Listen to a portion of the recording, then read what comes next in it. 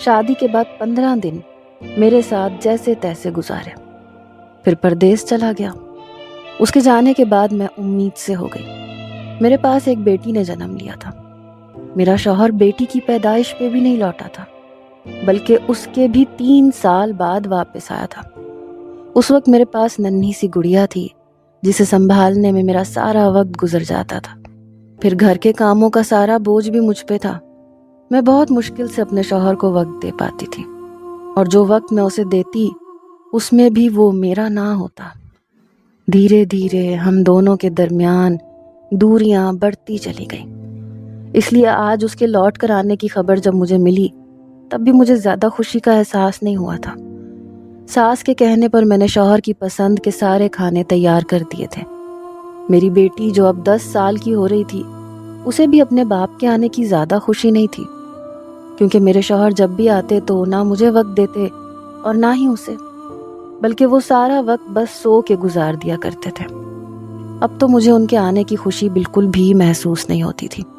بیٹی بھی نارمل تھی، جیسے اس کے بابا 5 سال بعد نہیں بلکہ 5 دن بعد لوٹ رہے ہیں۔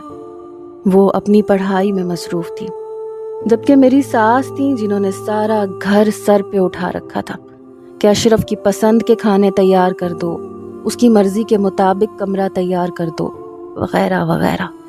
انہوں نے میری شادی شدہ نندوں کو بھی بلا لیا تھا۔ پھر جب رات کے وقت اشرف لوٹے تو گھر میں خوب شور ہنگامہ ہونے لگا۔ میری نندوں نے بھائی کے ساتھ مل کے ڈنر کیا، جبکہ مجھے تو اپنے شوہر کے ساتھ فرصت سے 2 گھڑی بات کرنے کا موقع بھی نہ ملا۔ میں تو ان کے ساتھ ڈائننگ ٹیبل پہ بھی نہ بیٹھ سکی۔ سارا وقت بس سب کو سرو کرنے میں ہی چلا گیا تھا۔ ہاں، البتہ میں نے یہ بات ضرور محسوس کی تھی کہ میرے شوہر نے صحیح طرح سے کھانا نہیں کھایا تھا۔ پھر وہ کمرے میں چلے گئے، میں باورچی خانے میں برتن دھونے لگی۔ ہمیشہ ایسے ہی ہوتا تھا، میری نندیں کھا پی کے نکل جاتی تھیں اور میں گھنٹوں صفائی اور باورچی خانے میں گزار دیتی۔ لیکن ابھی آدھا گھنٹہ ہی گزرا تھا کہ میرے شوہر اشرف پیچھے سے باورچی خانے میں آ گئے۔ مجھے پیار سے اپنی باہوں میں جکڑ لیا۔ ان کے اس انداز نے مجھے ایک دم شاک کر دیا۔ ان 15 سالوں میں ایک دفعہ بھی ایسا نہیں ہوا تھا۔ یہاں تک کہ شادی کے شروع کے دنوں میں بھی اشرف نے کبھی ایسی کوئی حرکت نہیں کی تھی۔ یہ پہلی دفعہ تھا جب انہوں نے باورچی خانے میں قدم رکھا ہو۔ اس سے پہلے کہ میں کچھ سمجھ پاتی، وہ دھیرے سے میرے کان میں سرگوشی کرتے ہوئے خمار آلود لہجے میں کہنے لگے، انم، کیا ساری رات یہیں باورچی خانے میں گزارنے کا ارادہ ہے؟ میں کب سے تمہارا